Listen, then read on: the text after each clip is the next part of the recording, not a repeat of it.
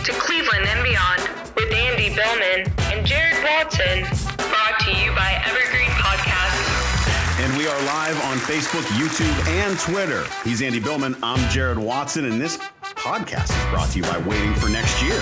Original Cleveland sports reporting at waitingfornextyear.com. Hey, holy cow. The Browns are red hot, bro. 3-1 and trying to go to 4-1, playing the Colts. We're going to preview that Sunday game. And can the Browns continue with their winning ways without Nick Chubb? Oh, God. Oh. Is Baker Mayfield improving? Some question his ability still to this day. And is everybody now okay with an Odell Beckham Jr. trade? You want to trade Odell? We trading Odell? We still trading Odell? Anybody want to talk about trading Odell? Does Mike Silver have any Odell Beckham Jr. trade rumors he'd like to share with us? No, he doesn't, because he's blocked me on Twitter. Oh. So let's dive into That's not nice. Your red piping hot Cleveland Browns. This is your easily digestible Cleveland and Beyond today, because I'm not going to lie, I'm going to vent. Today's been one hell of a fucking day. Get it off your chest, Andy. This is, listen, let's just vent this out. Like, I'm going to be sitting at some sort of outdoor activity hub in a bar with a lovely young woman, and we're going to have a great time tonight and take out all of the energies of the week on a simple. She doesn't know what's coming, huh?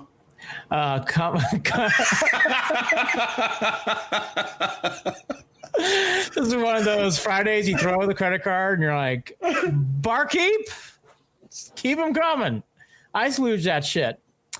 Speaking about ice luging that shit, how about those Browns, huh? They are playing so well. And this has been a weird week because I am in a good way, because this is the first time, obviously in shows like this and many other podcasts, many other stations around town, everybody, we love the Browns. We're into it. That was such an exciting victory. Go listen to the last podcast. If you did not hear, we were all excited. Everybody was into it. It's such a great win. But nationally, for the first time, Jared, I really started seeing the headlines, in The Athletic. Brown, hang on. Are they actually going to play competent football in Cleveland, which is kind of jerky, but 5 reasons why it's time to believe in the Cleveland Browns. National headline in the Bleacher Report. NFL.com. Time to celebrate. Good times, Brown fans.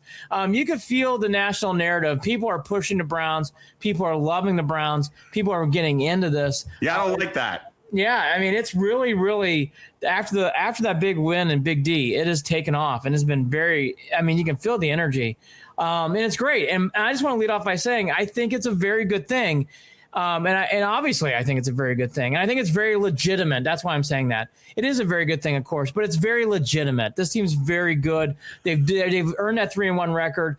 And I think in this podcast, what we're going to be trying to do, usually the quarter poll, we're going to do some quarter poll things. We'll do it briefly. But I think the bigger thing is, in this picture, we're being fair. The big Dallas win is a big Dallas win. We know Dallas and Redskins stink. Not Redskins football club stinks. And now going forward, we know we got the Chubb question. We got some other questions to answer. Right. But, Jared, even the national headlines are feeling good about the Browns. All right. But here's the deal, Andy. I'm just going to say it. Fuck national headlines, right? I mean, it's great, but we've been down this road. So at the end of the day, fuck national headlines. I don't care. I don't want to deal with national headlines. I love it in the sense that it's exciting. But I think that I will act like I'm talking to a therapist right now. National headlines are one of my triggers now, right? I am triggered by national headlines because I have been led astray before due to national hype. I have walked down that road only to get run over by a fucking train that I didn't see coming. So national headlines out the door for me, at least. So that's just where I'm coming from. Now, if we want to talk about genuine hype about the Browns, all right, and so I'm going to be real about it. Yeah, the Browns are really fucking good right now. They're really good. They're really good. There's no doubting that. There is no doubting that at this point. They have done what they have needed to do consistently to get themselves to 3-1. It hasn't always been pretty, and we have nitpicked through the wins, which to a point probably pisses some people off, right? Because you talk about it after a Sunday win and go, what are we even complaining about, right? If it doesn't feel good. But we have to realize here And I know that Baker Mayfield has said, regarding the media, yeah, you guys still talk about it, right? All the past stuff. Look, you haven't been here, Baker, for those 20 years. So it isn't ingrained in your mind and in your blood and in your system and in your DNA that winning is just not a thing here. It is for the fans and it is for the reporters, right?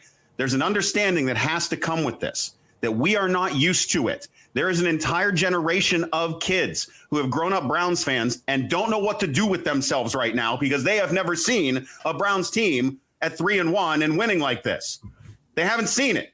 Right. So all of that said, this doesn't feel like fool's gold right now. This doesn't feel like Hoyer, like Hoyer starting outside. Yes, exactly. Yeah. This doesn't feel like that. This feels like there has been what we have hoped and asked and dreamed for, and that is a legitimate coaching regime to come in here. And what is that thing that we have been saying for 20 fucking years? Change the culture, change the culture, change the culture. Well, here's the deal. Jarvis Landry's happy. Odell Beckham Jr. is happy. I think we've changed the culture. I think that they are a litmus test because of how passionate they are about the game to know that the culture is changed. Not changing, changed. It's there because they're running full steam ahead right now and their eyes are on the prize, period. Nick Chubb, that sucked, right? It sucked. We sat there and we went, oh shit, what are we going to do? What did the Browns do? Did they, and we talked about this, Andy, did they cower? Did they go in and go, woe is me? Or did the next man up plug and play kind of like you would expect in New England? Their response to that injury with Nick Chubb was very New England-esque. New England-esque. It was very Belichick-esque. It was get in there. Next man up. I mean, that's all you can say. It really was next man up. Dearness Johnson played really well. So much about this team. No. This is more legitimate than those. Yeah. It's more legitimate than Derek Anderson's year, even though that team finished 10-6. Yeah, it's more legitimate than these other times with Hoyer too, when we were feeling good after the Thursday night win and even the win against Atlanta. This is more legitimate. Now, Jared's right, and here's something too that I think is a good thing. The Browns are winning. The Browns have room to improve. That's why I like this a lot more. At times, you felt like they could squeeze out.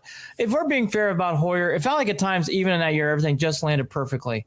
In this team, we see things to improve on. I don't think that's a bad thing. That's what you should be saying, because that means that this team has room. That's why I'm very excited, because I know there's things for this team to go up.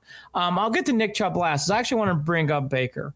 I think Baker has really been drugged through too much here in the last 2 weeks being negative. I have said this, and I'm going to pound this. I have been hard on him, and as everybody has at times, I do think he's an effective game manager. I don't think it's negative to say.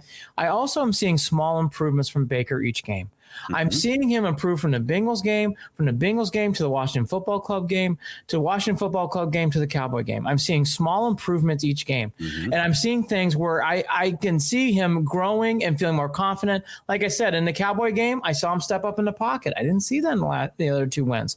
So even small things like that, I'm seeing things. He's not throwing interceptions in the last two games.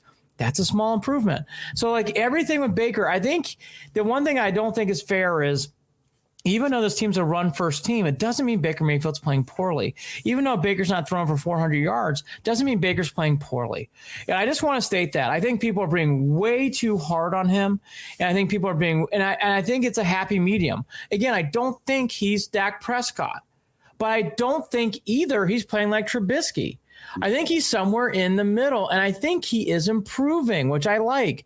I think we're seeing improvement with Baker, and it's being overshadowed because of the great offense and because of the great Myles Garrett and because of the greatness of everything else. I just want to get off my chest. I think there's been too much on him in a negative way. I don't think he's playing as poorly as what's being touted or reported on in headlines. No, well, so here's the deal. When we talk about Baker over these past couple of games, we're talking about each game individually, and we are picking at certain things. Mm-hmm. But when we look at the collective, of the 4 games together at this first quarter of the season, and when we break it down by quarter, not quarter in a game, but quarter of the season, then what we see is a guy who has genuinely been consistent at 2 things. He's been consistent with his pass percentage completions. Mm-hmm.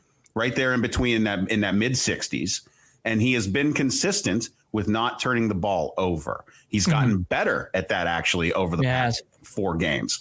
So those are two very important factors in what this team needs right now. And it goes right back to the saying of game manager. He does not need to win the game on his own right now. He can be a game manager at the moment, and that is fine. He is also making passes. Look, their red zone rating right now is incredible. It is. They're scoring touchdowns. And those passes to Landry were darts on third down. That pass to OBJ later in the game was a dart type of play. He makes big passes, and he's throwing the ball away. Yep. I didn't even see that in the Bengals game. He's throwing the ball away last week when he gets pressure and doesn't have anything open.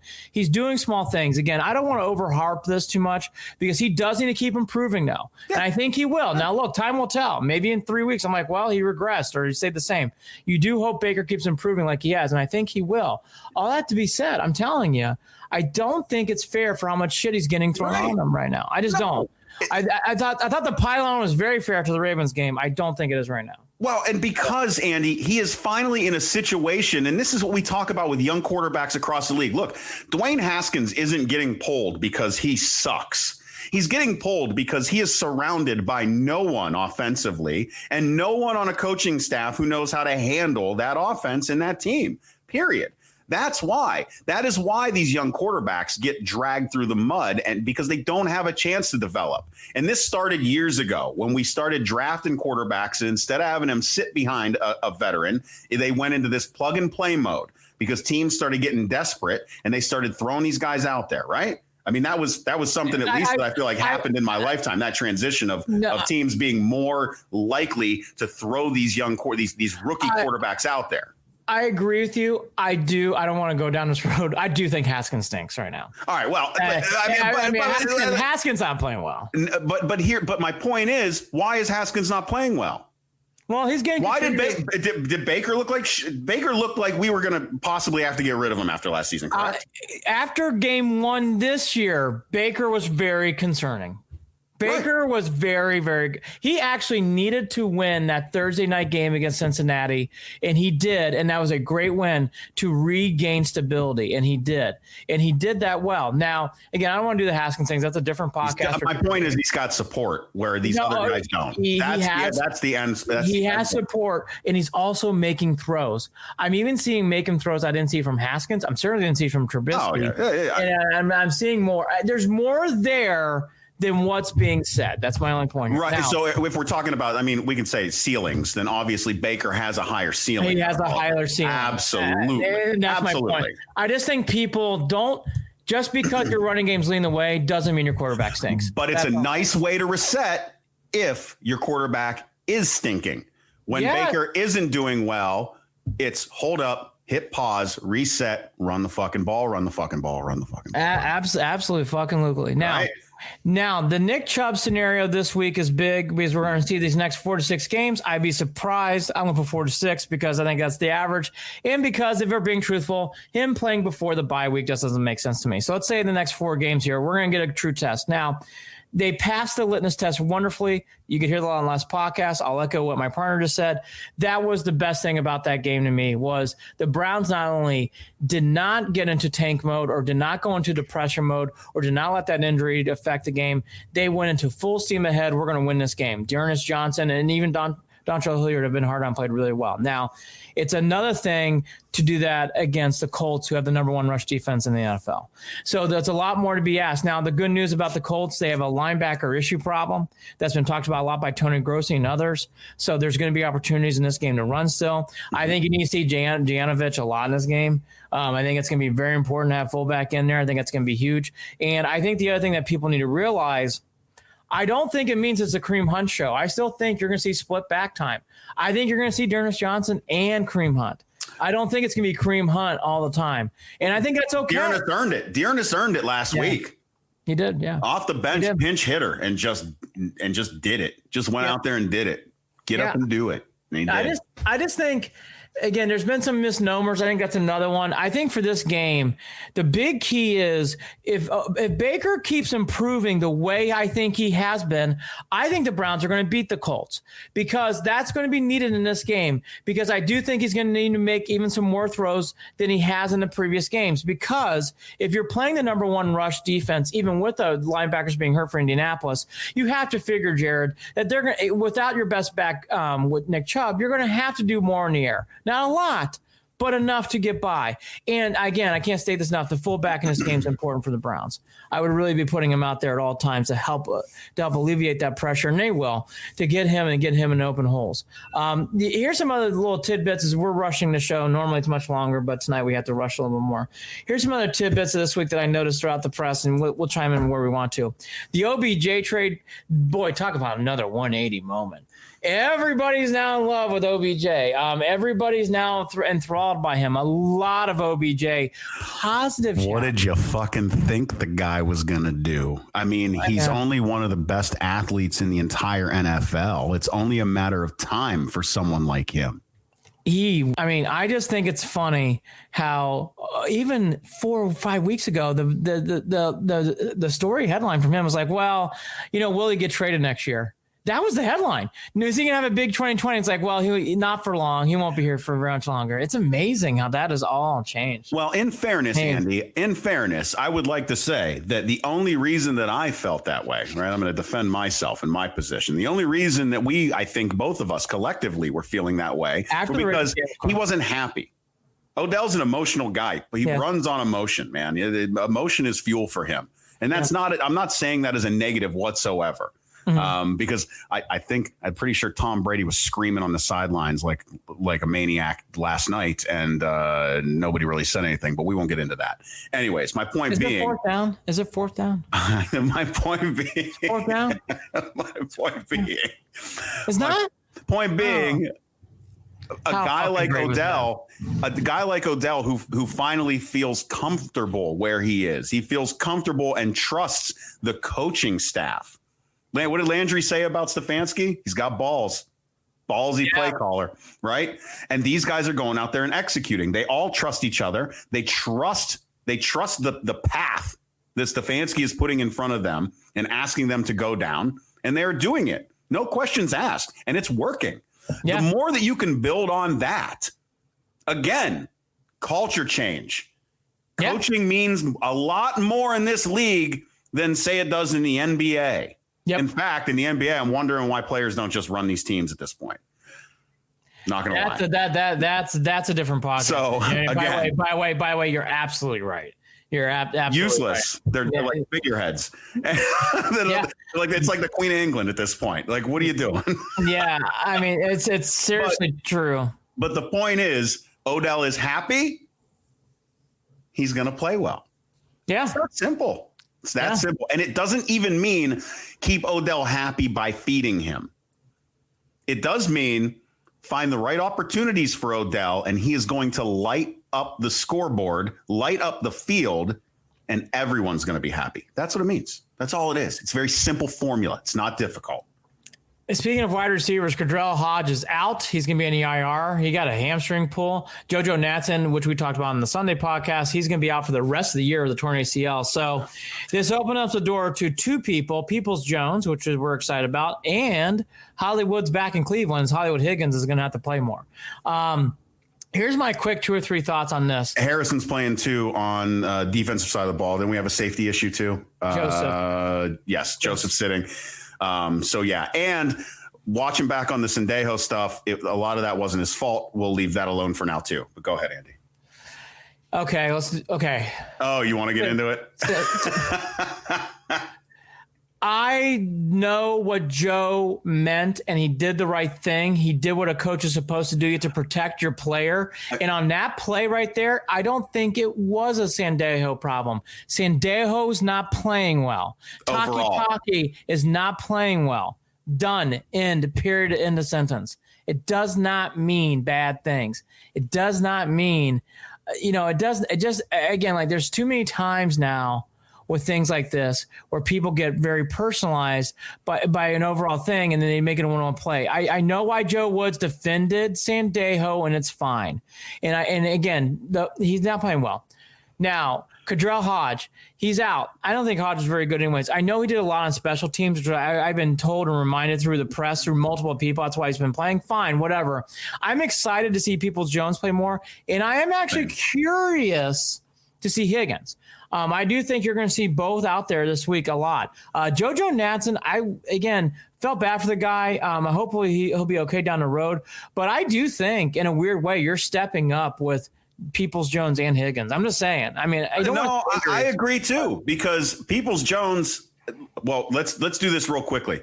Peoples-Jones doesn't look that fast when he's running back. He just doesn't, and I don't know whether it has to do with his height or what. He doesn't look like a quick guy on special teams. But I will. There exactly. But I will say this too. That special teams. Notice we didn't. They look a lot better overall. They looked a lot better. Did anybody miss Austin Seibert? Who? Yeah. Oh, and by the way, we got to throw this in here too. Greedy Williams. There was this idea that he might be back for this game, and yet the comments Stefanski made were telling me he's not going to even be touched for the next couple of weeks. He is lucky the Browns are winning, or this would be a much bigger story. Mm-hmm. Greedy Williams is now the curious case of Greedy Williams. There's something more going on there with his injury than we know. Yeah, no idea. And by the way, it is to the point now, when you heard the press talk, Greedy Williams not only expected to be practicing, which he was, he's expected to play. So that was a sudden U-turn with Greedy Williams. He struggled last year. I don't know what to say about that. Ogunjobi's out, which is a big injury. Bryant's going to have a lot more playing time this week, the rookie. So that's going to be big things there. Claiborne playing is a big thing. I pumped up Porter Gustin. He hasn't done much. I thought Olivier Vernon played better, but he needs to do a lot more still. I think Claiborne would be a big addition to have him back, actually. That's the one I've been circling. Harrison, as my partner mentioned, will be playing because it sounds like Joseph's questionable at best. But to repeat, Greedy Williams out. Sounds like he might be out for multiple weeks.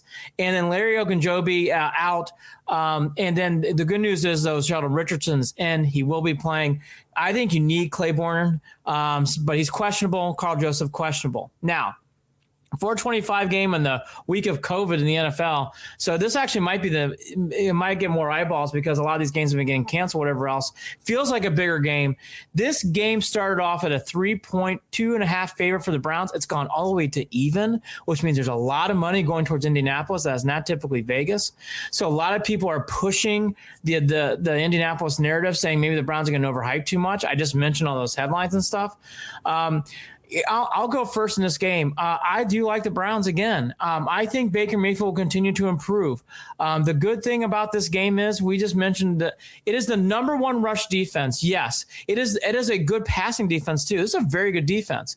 And so maybe the Browns don't score as much. The offense for the Colts stinks. They aren't that good, and I've looked through their games. They have not played anybody. Their best game was the Bears. Everybody else is not that good. So I do like that. I think the Browns, even though they have questionable wins too, winning in Dallas is a great win. I think that means a lot more than winning in Chicago right now, even though Chicago's got a better record. The Browns doing what they had to do against that offense. I just know what I know. I think that's a much better win, even though the records don't say that. I like the Browns in this game. 27-13. I think they're going to control the game. I actually don't think the Colts, even though they're tough, they have a very good coach, respectable. I think the Browns get a late turnover late to put it up by 14. I would take the Browns and the even line. Oh, boy, I'm doing it again this week, Andy. I have seen still nothing on the defensive side of the ball that makes me think that they can stop folks from scoring. I do understand and appreciate and love the fact that the turnover ratio is +6. Yeah. The team looks really good when it comes to turnovers.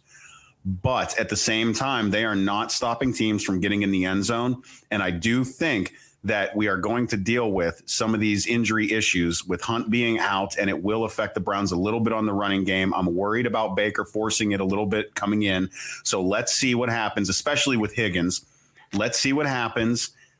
I'm still going to say right now, it's going to be a tight one, and there are going to be more points scored than are expected. Colts win 35-31. Wow. Yeah. Here's the thing. I believe in Baker, and I think Baker will continue to improve. And I think Baker will make good throws. And I do agree with my partner. Don't undersell the Chubb injury, but don't overhype it. It's somewhere in the middle. This running game and this offensive line will be able to do enough, but you're not going to see that. This is the only thing that does make me nervous. This is a good tester. This team can stop the run. Not naive about that. I guess they're fourth in rushing. I'm sorry, I kept saying first. They're fourth in rushing. First in passing. It's a great defense. They're first overall in the league. So a lot going into this game when it comes to testing this offense. All that to be said, I do think Baker's improving. So because of that, I take the Browns. This is one of our more quicker podcasts. As I actually sadly have to run to an event. Yeah, what's your heart out? Sorry, asking you right now on air. I can't remember what you said. Is it quarter after? Yeah, quarter after. So we're about. I'm watching the clock, brother. By the way, EJ Scola, thank you. Believe Land, that's right. And I love our boy EJ. He's got all sorts of fun things that he likes to text throughout the show, which is good to see. Believe Land's right. Believe Land got a lot of plug this week by my boy and Ernest Biner threw it out there. I know. Yeah. I love Ernest. If EB's ever listening, I say hello. Yeah, EJ always commenting on Facebook. Thank you. Yes. We'll do a much longer show. I'll do this live on the air. It is a later start, so I don't know if it'll be Sunday night. It might be Monday because the later start. These games usually don't end until 7:30, 8 o'clock. So we'll see. It'll either be Sunday night, Monday. That's all I'll say. We'll do one or the other. There's a lot to go through with the Indians. I want to pocket that for that show. Yeah. I'm glad to hear Francona out in the press.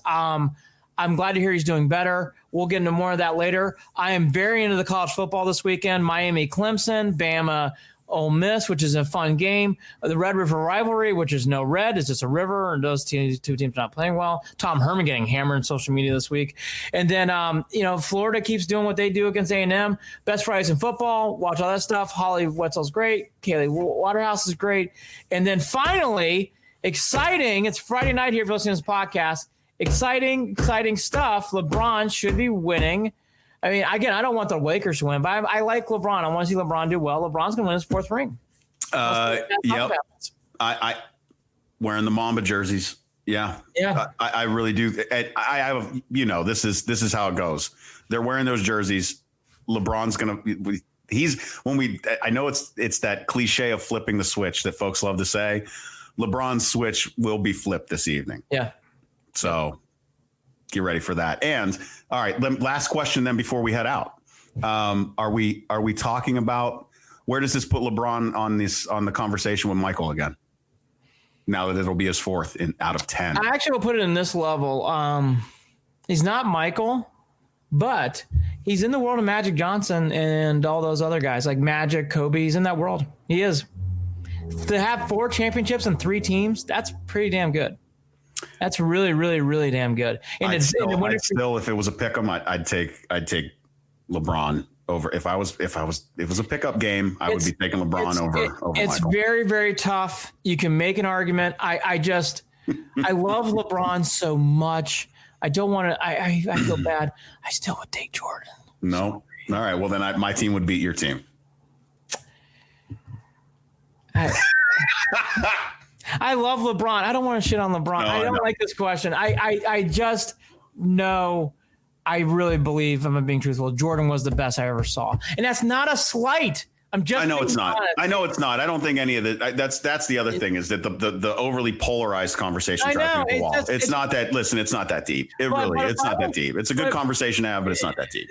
But I will say this again: LeBron winning brings him to that circle I'd mentioned. Magic, Kobe, Shaquille O'Neal, Tim Duncan. Yeah. Oh my gosh. Yeah. In fact, he probably is better than Duncan, better than Shaq. I think he's better than Kobe. And he's in that. I thought Magic Johnson's one of the best players I ever saw. So he's in that Magic world. I mean, really, might be better than Magic. EJ again on Facebook. 4 wins with 3 teams. GOAT. Yeah, I know, right? I feel that way. I'm telling you, that is not very fair. Hey, so I'm going to count that as your final word, Andy. I'm not going to throw it back to you. Is that okay? Good. Yes, my dryer's ready. Time to go. I normally never have to go anywhere Friday nights. I live a boring dad life, but tonight is not that way. I do want to give a quick shout out to Evergreen Podcasts. Thanks for taking us on. We are proud to be a part of Evergreen Podcasts. I know that we still push Waiting for Next Year, of course. Great friends with Craig and the gang. Love them. And love those guys. And but we are absolutely just over the moon. I was trying to think of something that didn't sound corny, and too bad it came out corny. We're thrilled to be a part of Evergreen Podcasts. Look out for more. We might even have a press release coming out. It's going to be good stuff. And we're glad that you're still listening. We're going to try to find some more listeners, and let's build this sucker up. Share it with your friends. Do all that good stuff. More to come. Go Browns, go. Sunday night, Monday, much longer podcast, much more regular podcast, whenever it is. I said you were done, Andy. I know. I fucking can't stop talking. He's Andy Billman. I'm Jared Watson. Take care. Go Browns! Roll Browns, roll! Cleveland and Beyond with Andy and Jared is a part of Evergreen Podcast. You can follow them on Facebook at facebook.com/Cleveland and Beyond, on Twitter at CLE and Beyond, or shoot them an email at andyandjared@gmail.com. And don't forget to visit the website, clevelandandbeyond.net.